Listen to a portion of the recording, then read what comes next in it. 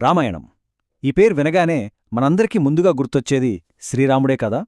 నిజమే, ఆయన కథే ఈ ఇతిహాసానికి ప్రాణం. కాని ఆలోచించండి, ఎంత పెద్ద కథ అయినా ఒక్కరితోనే నడుస్తుందా? అస్సలు నడవదు. హీరో ప్రయాణానికి దారి చూపిస్తూ కథనే మలుపు తిప్పే కొన్ని ముఖ్యమైన పాత్రలుంటాయి.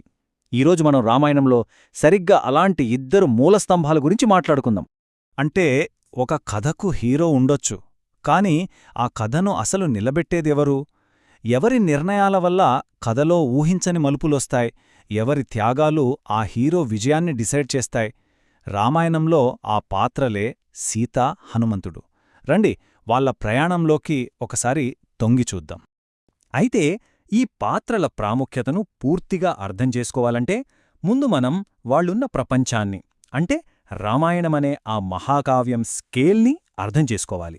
ఇది కేవలం ఒక కథ కాదు, మన సంస్కృతికి, ఒక జీవన విధానానికి అద్దం పట్టిన ఒక మహాప్రస్థానం.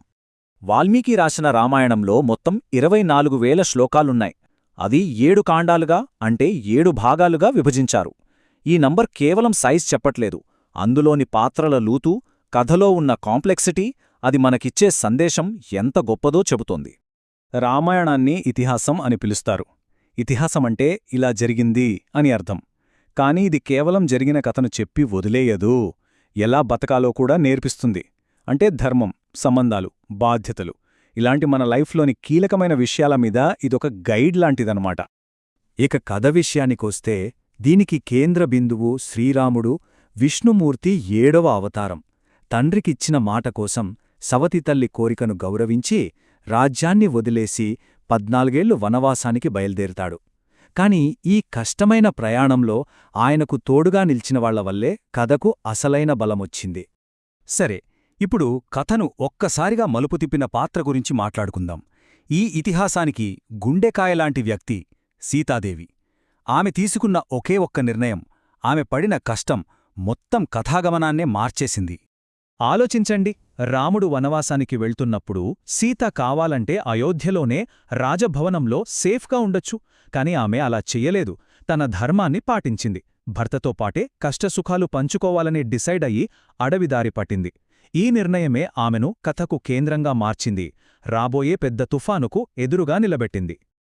ఇక అడవిలో ఏం జరిగిందంటే, రావణుడు ఒక పెద్ద పన్నాగం పన్నుతాడు. మారీచుడు అనే రాక్షసుడు ఒక అందమైన బంగారుజింక రూపంలో వస్తాడు. దాన్ని చూడగానే సీతకి చాలా ముచ్చటేసి దాన్ని పట్టుకురమ్మని రాముణ్ణి అడుగుతుంది. సరేనని రాముడు ఆ జింక వెంట వెళ్తాడు. కాసేపటికి రాముడి గొంతులాగే ఒక ఆర్తనాదం వినపడటంతో లక్ష్మణుడు కూడా వెళ్లాల్సొస్తుంది. ఇక చూసుకోండి, సీత ఒంటరిగా ఉంది. ఇదే అదనుగా రావణుడొచ్చి ఆమెను అపహరించుకుపోతాడు. సరిగ్గా ఈ ఒక్క సంఘటనే మొత్తం కథను మార్చేసింది. రామరావణ యుద్ధానికి, అంటే ధర్మాధర్మాల మధ్య జరిగే ఆ మహాసంగ్రామానికి ఇక్కడే బీజం పడిందన్నమాట. సీతను కోల్పోయి ఏం చెయ్యాలో తెలియని నిస్సహాయ స్థితిలో ఉన్న రాముడికి ఒక ఆశాకిరణంలా కనిపించిన పాత్రే హనుమంతుడు. భక్తి, శక్తి, యుక్తి, వీటన్నిటికీ ప్రతీకగా నిలిచే ఈ వానరవీరుడు కథలో ఒక సరికొత్త అధ్యాయాన్ని మొదలుపెడతాడు. హనుమంతుడి ప్రాముఖ్యత ఎంత గొప్పదంటే, రామాయణంలోని 7 కాండాలలో ఒకటైన సుందరకాండం మొత్తం ఆయన సాహసాలకే డెడికేట్ చేయబడింది. ఇది కేవలం ఆయన జర్నీ మాత్రమే కాదు, ఇది ఆశ, నమ్మకం, అసాధ్యాన్ని ఎలా సుసాధ్యం చేయాలి అనే దాని గురించిన కథ. సీతను వెతకడం కోసం హనుమంతుడు చేసిన సాహసం మామూలైంది కాదు. 100 యోజనాల సముద్రాన్ని ఒకే ఒక్క గెంతులో దాటి లంకను చేరుకుంటాడు. ఇది కేవలం ఆయన ఫిజికల్ స్ట్రెంగ్త్కి ఉదాహరణ కాదు, తన స్వామి కార్యం మీద ఆయనకున్న తిరుగులేని భక్తికి, సంకల్పానికి నిలువుటద్దం. ఇక్కడే కథలో ఇంకో కీలకమైన మలుపు వస్తుంది. హనుమంతుడు సీతను తనతో తీసుకెళ్తాననే అంటాడు, కాని ఆమె ఒప్పుకోదు. నన్ను రక్షించడం కేవలం రాముడి బాధ్యతే కాదు, అది ఆయన ధర్మం అంటుంది. నా అపహరణకు ప్రతీకారం తీర్చుకోవడం ద్వారా రాముడే ధర్మాన్ని నిలబెట్టాలి అని కోరుకుంటుంది. ఆమె మాటలు యుద్ధాన్ని తప్పనిసరి చేశాయి. సరే, యుద్ధం మొదలైంది. ఇక ఇక్కడి నుండి ప్రతి పాత్ర తమ నమ్మకానికి, ధైర్యానికి, ధర్మానికి కొన్ని తీవ్రమైన పరీక్షలు ఎదుర్కోవాల్సి వస్తుంది. గెలిచాక కూడా ఆ పరీక్షలు ఆగమనమాట. హనుమంతుడి పాత్ర కేవలం ఒక మెసెంజర్గా మాత్రమే ఆగిపోలేదు. యుద్ధంలో లక్ష్మణుడు మూర్ఛపోయినప్పుడు అతన్ని బ్రతికించడానికి సంజీవని మూలిక కోసం వెళ్తాడు. కాని అక్కడ ఆ మూలికను గుర్తించలేక ఏకంగా ఆ పర్వతాన్నే పెకిలించుకొని లంకకు తీసుకొస్తాడు. ఇది ఆయన స్వామి భక్తికి, అసామాన్యమైన శక్తికి మరో గొప్ప ఉదాహరణ. యుద్ధం ముగిసింది. రావణుడు చనిపోయాడు. ఇప్పుడు కథ మళ్ళీ సీతవైపు తిరుగుతుంది.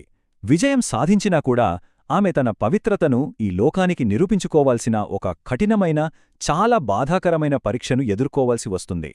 తనమీద వచ్చిన నిందలను తొలగించుకోవడానికి సీత అగ్నిప్రవేశం చేస్తుంది. కాని అగ్ని కూడా ఆమెను కాల్చలేదు. స్వయంగా అగ్నిదేవుడే ఆమె పవిత్రతకు సాక్ష్యంగా నిలిచి రాముడికి అప్పగిస్తాడు. ఈ సీన ఆమె తిరుగులేని నమ్మకానికి, ధర్మానికి దేవుడిచ్చిన ఆమోదంలా ఉంటుంది. అయితే రామాయణ కథ వాల్మీకి రాసిన పుస్తకంతోనే ఆగిపోలేదు. దాని పవర్, అందులోని పాత్రల ప్రభావం ఎంత గొప్పవంటే శతాబ్దాలుగా ఆసియాలోని ఎన్నో దేశాలలో ఎన్నో రకాలుగా ఈ కథ మళ్ళీ పుడుతూనే ఉంది. ఫర్ ఎగ్జాంపుల్, బౌద్ధ జాతక కథల్లో రావణుడుగాని, సీతాపహరణగాని మనకు కనిపించవు. అలాగే జైన రామాయణంలో రావణుణ్ణి చంపేది రాముడు కాదు, లక్ష్మణుడు. దీని బట్టి మనకేమర్థమవుతోందంటే రామాయణంలోని అసలు కథను రకరకాల సంస్కృతులు తమ ఫిలాసఫీకి, నమ్మకాలకు తగ్గట్టుగా మార్చుకున్నాయన్నమాట. ఇండోనేషియా నుంచి కంబోడియా వరకు, థాయిలాండ్ నుంచి ఫిలిప్పీన్స్ వరకు ప్రతి చోట రామాయణం వాళ్ళ లోకల్ ఆర్ట్స్, డాన్స్, సాహిత్యంలో ఒక భాగమైపోయింది. కొన్నిసార్లు పాత్రలు, కొన్ని సంఘటనలు మారినా ఆ కథలోని ఆత్మ మాత్రం అలాగే నిలిచిపోయింది. ముగింపుగా ఒక ప్రశ్నతో ముగిద్దాం. కాలం మారుతున్నా, తరాలు గడుస్తున్నా, సీత, హనుమంతుడు లాంటి పాత్రలు ఇప్పటికీ మనకు ఎందుకు స్ఫూర్తినిస్తున్నాయి? వాళ్ల కథలు ప్రతి తరానికి కొత్త కొత్త అర్థాలను ఎలా అందిస్తున్నాయి? బహుశా ఒక కథకు నిజమైన బలం దాని హీరోలో కాదు, ఆ హీరో ప్రయాణాన్ని నిలబెట్టే ఇలాంటి మూలస్తంభాలలాంటి పాత్రలోనే ఉంటుందేమో. ఏమంటారు?